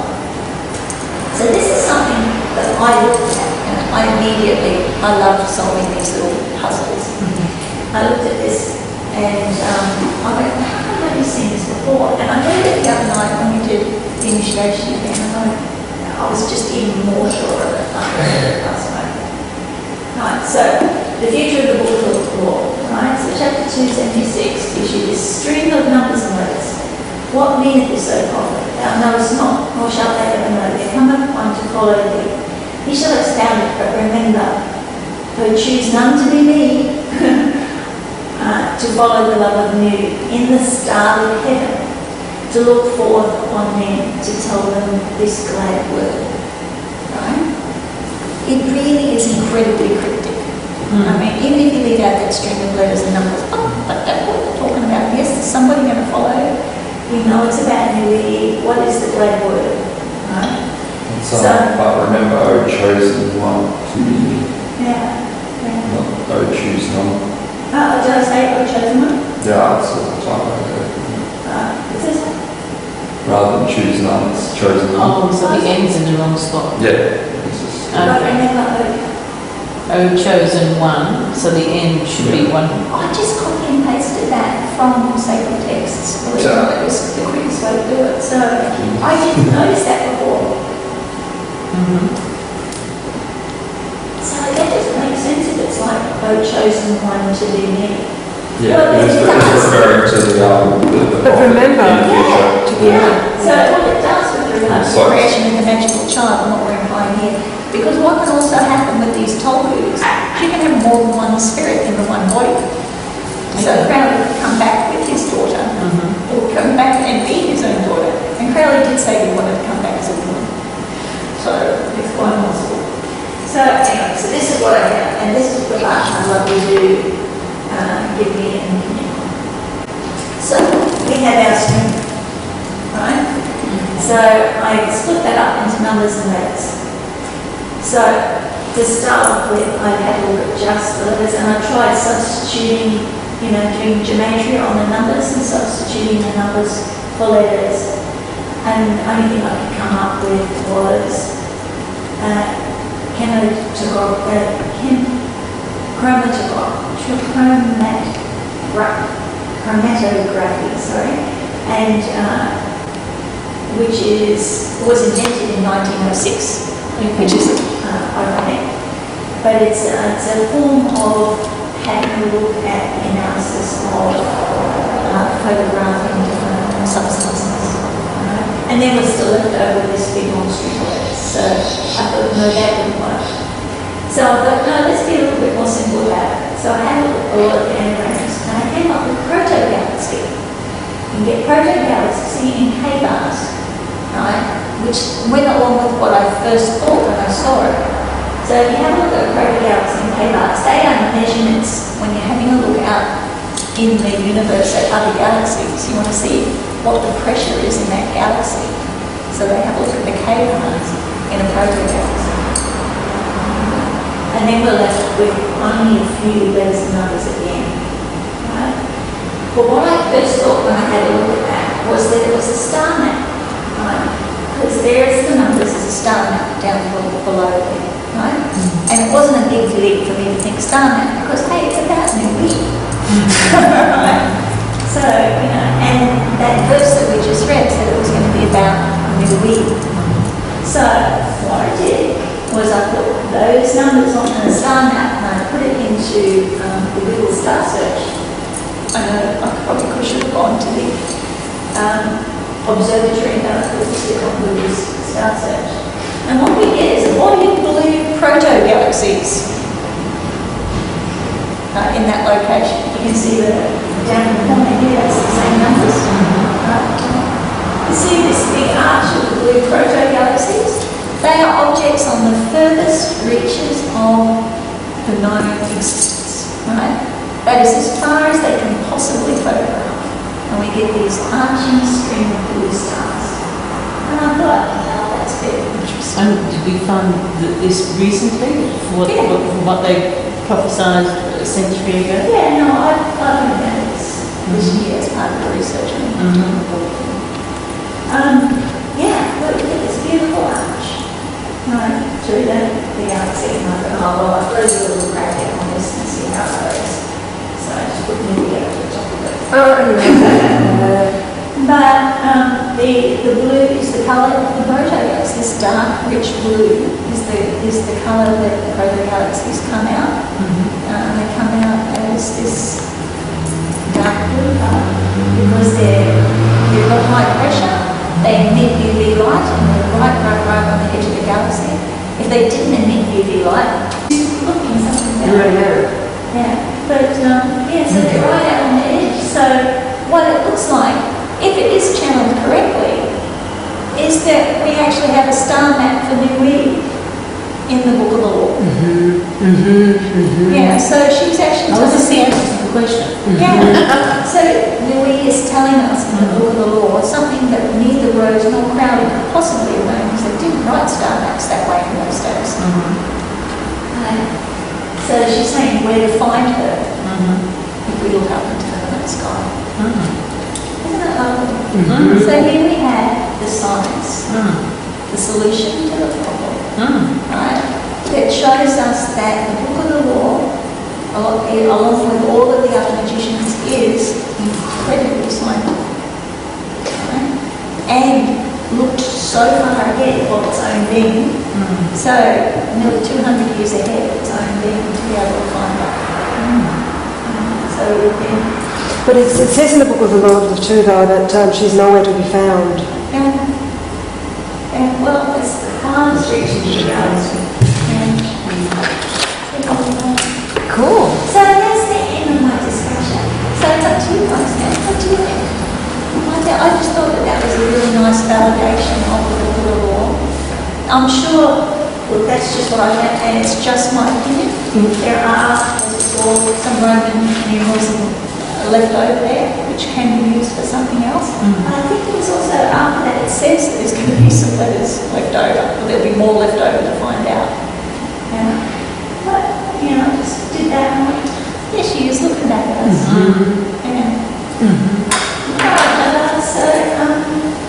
So I'm going to leave it there. Thank you. Any questions, any discussions, anything they can't or present anything as total bullshit, feel free to tell me. Because it is just like, some of that is that. I think there's a lot of speculation on the Babalon work and how it was related, what Crowley felt about it. I think he felt that he was being a bit absurd with what he was trying to actually bring about. Whether or not it led to results and what's another speculative sort of thing. But I suppose it's interesting to sort of cover some of the history of it. I think there should be more like research done, because I've done as much research as I can find on what Crowley actually said about it, why he thought it should be the fourth chapter, what's going on here, what. So that was actually him who put that down. It wasn't Parsons' suggestion or anything. Parsons' It was actually Crowley who said that. Well, we've got Parsons saying this should be the fourth chapter. Okay. We know that's a statement. But we don't actually know how much of, because there's been some creative license taken, because Crowley's going, what are they doing with my work? Right? What are they doing? They're trying to create this moonchild and they're taking, and he gets, like, the statement is really frustrated.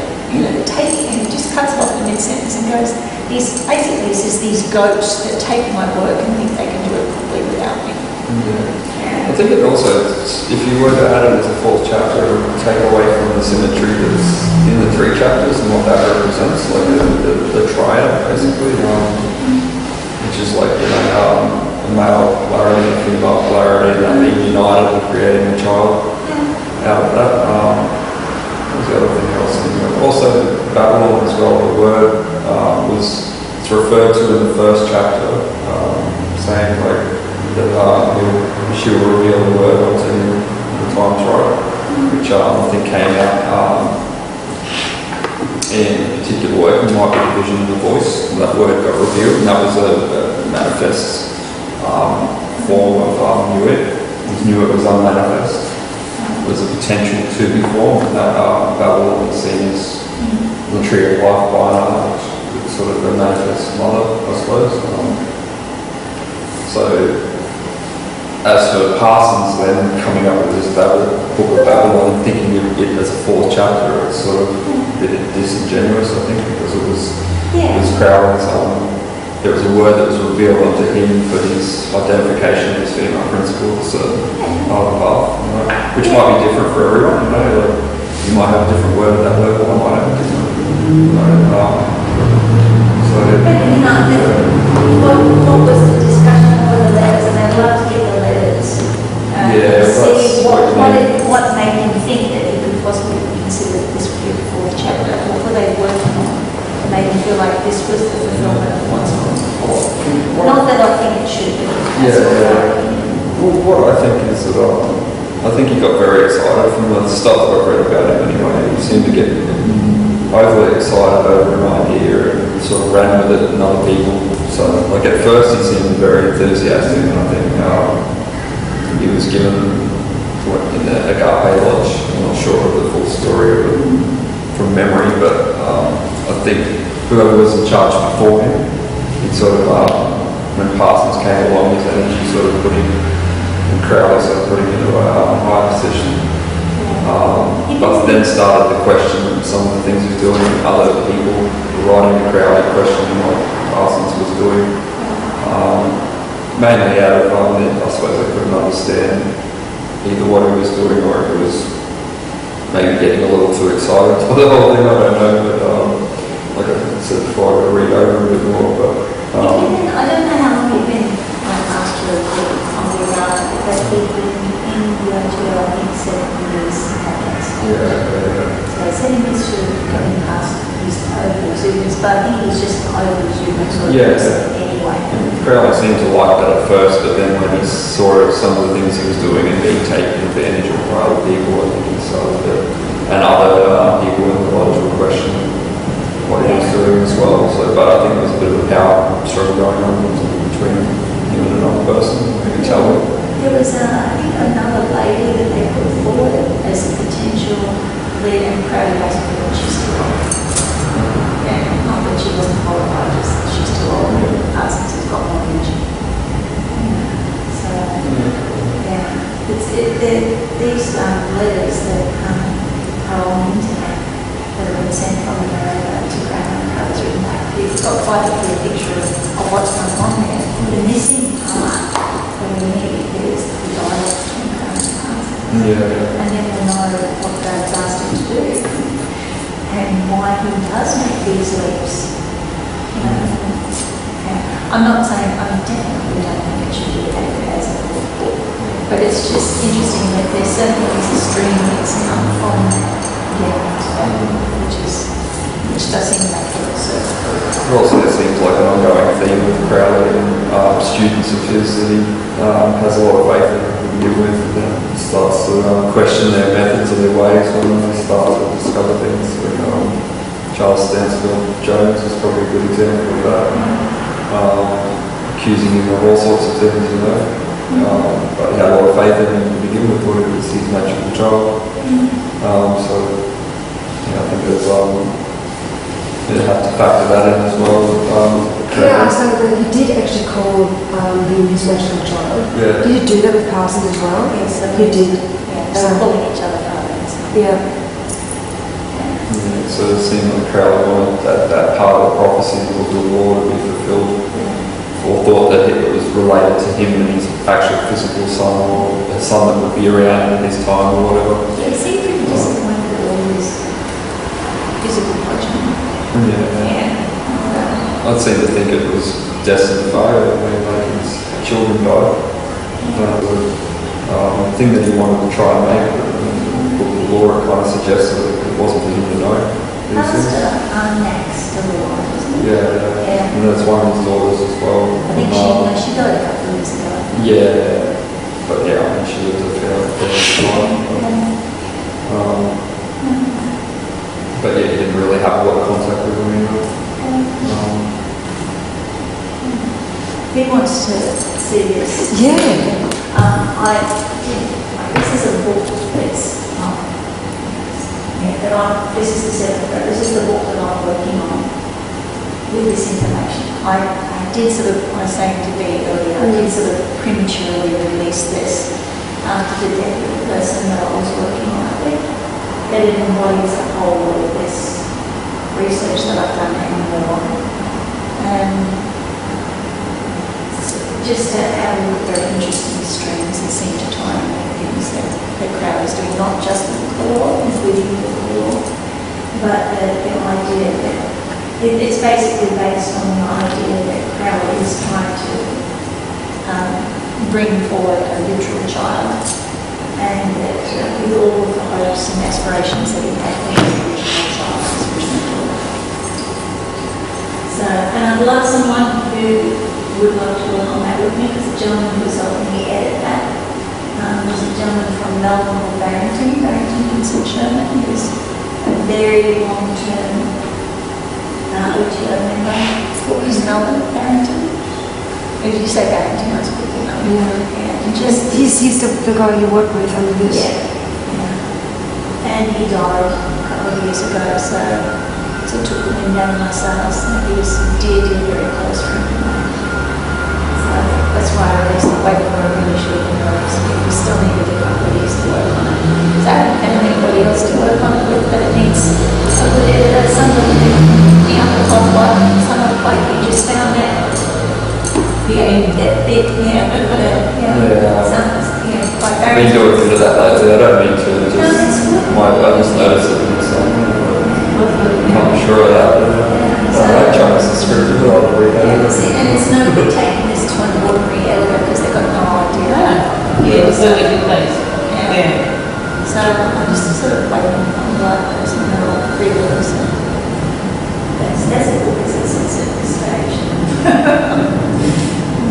But it's, still a work in progress. Cool. Unlike other 24 books that I've written. Who's Master AB? Well, that was our little in-joke.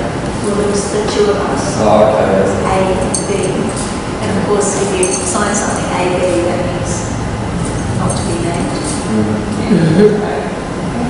So tell me more about the polemics. I'm not familiar with that.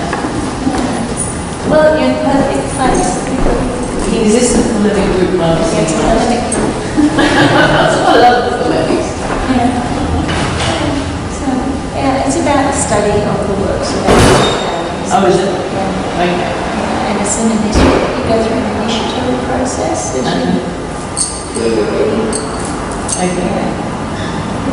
But I think it's beautiful and it's lovely. And I don't know why it gets such bad press. It's a bit like Crowley himself. nutty. You always get a nutty member. And then the nutty member, I think, gives the words about It's a really challenging sort of thing. There's a lot of aspects to it that, in a way, kind of Crowley was trying to unite different religious ideas and concepts and put them all under one, or analyse them under one framework, I suppose, so that any experience could be then categorised within this framework, whether it be a Buddhist experience or a Hindu or Native American or whatever, you can be able to understand through one system, and a lot of his work was to do that. What ended up happening, he ended up writing the Book of the Law, was asked to dictate it. It's probably more true rather than him writing it. He was merely the scribe that listens to the message. He was an automatic writer, and write this book down. This thing was something that he didn't really like at the time, and it was absurd to him. And so he sort of tried to lose it, I guess, and just put it away somewhere and forget about it. Certain things happened that were written in the book that made him have to pay attention to it, and eventually he found it strangely in an attic looking for something completely different for someone else. I think over time realised that this book actually had a meaning for him in his life, that the work that he had to do in his life, which once again did unite all different religious thoughts, disparate thoughts, and put them in one system. I suppose that's the short of it. And it's impressive grasping for someone who's never heard of it before. But it's a complex thing. There's so much layers of it, and it's like any religion. There's so many different layers of interpretation. There's paths where you would believe something for so long, and then be shown that the reality is different. And it's a system of academic.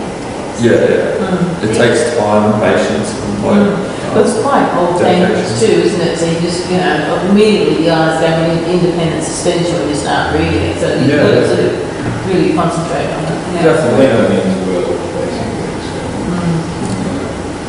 So this idea that like the will is sort of the driving force, that everything sort of comes from, I suppose, your will, which is sort of beyond what your mind is, or what your conscious ideas of things are, or what you want to do, it's like an actual sort of emotion or a doing that sort of drives everything, and if you can find a way to get in alignment with that, then things will be more comfortable, I suppose. And he was very good, even though it's inclusive, he's very good at calling people out on their bullshit.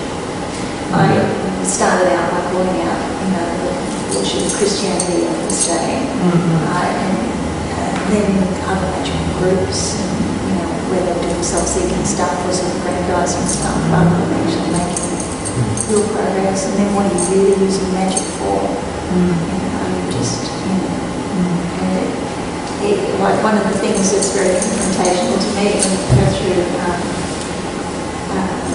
before is his attitude towards psychics and psychic devotees. It's how I think. What that comes down to is that he is much a scientist in the sense of how he analyzes data. The mediumship, and I used to be into a lot of psychic stuff, and the Crowley stuff actually stopped me from a lot of bad things because it made me be skeptical as to what I was connecting with and what I was playing with, and actually have an understanding of what I'm dealing with rather than believe that it's this thing or believe that it's that thing, or feel this thing, think this means this. Actually being critical towards what you're looking at so that you can actually find a closer form of truth to it. Just applying skepticism to mystical stuff, I suppose, is probably the best. Too, because he's saying, have a look at these people, the mediums, and their personal habits. He said they've got disgusting personal habits. He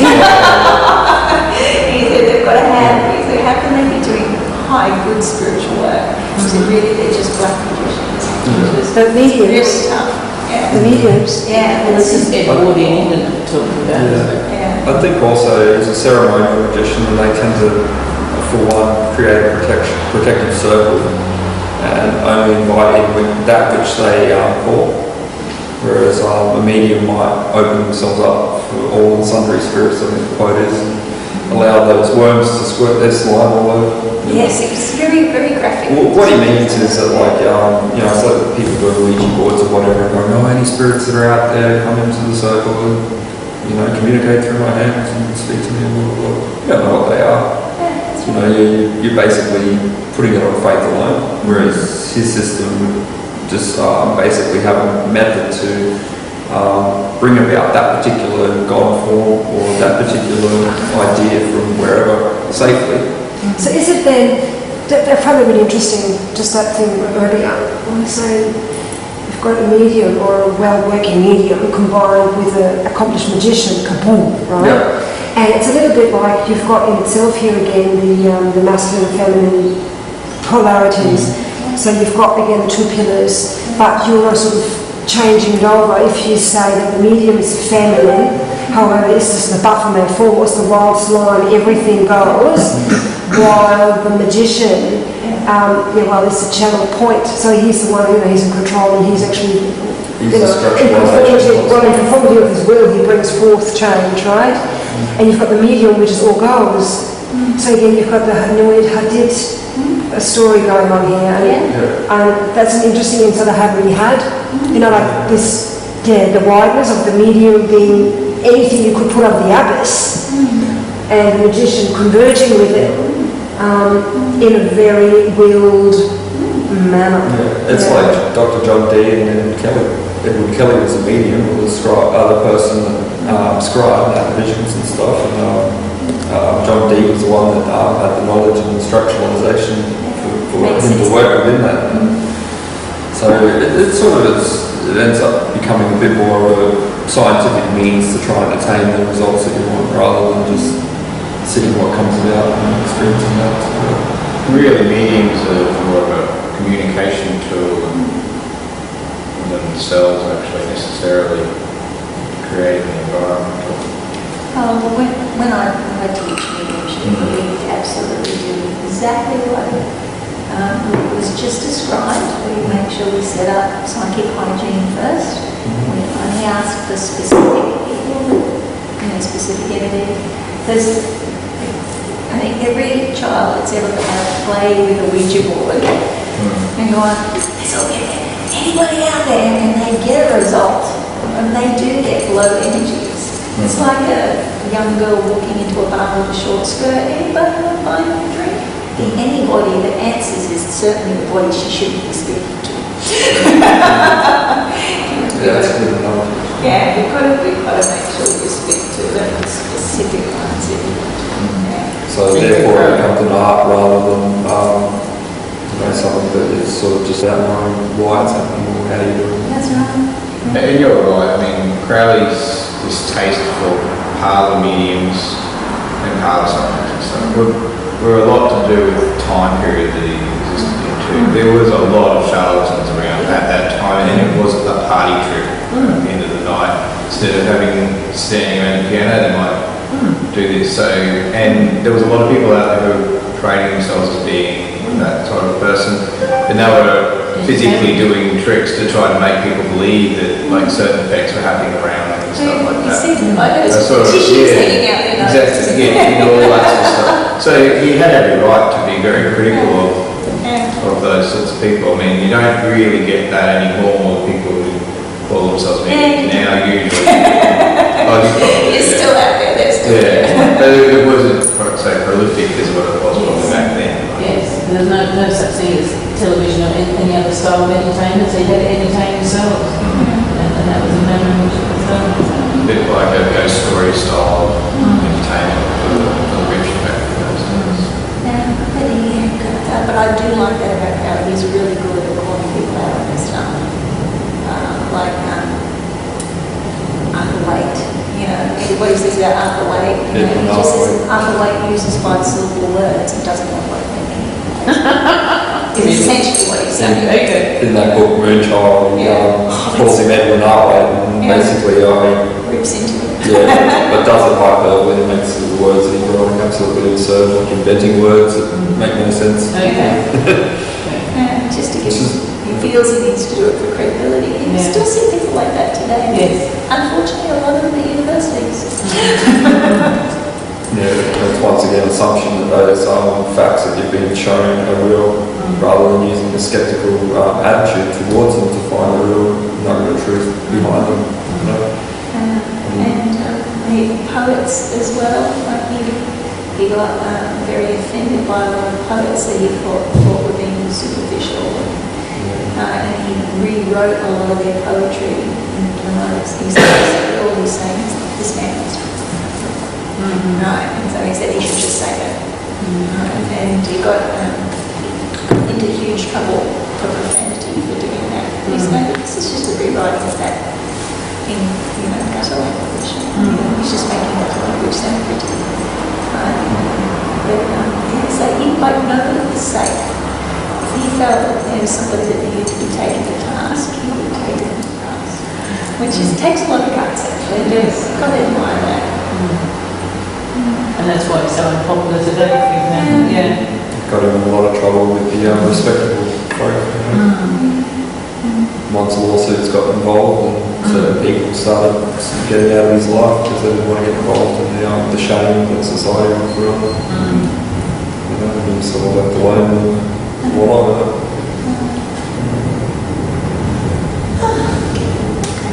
Well, it is going to be a big stage, so I guess we should pull out the pen.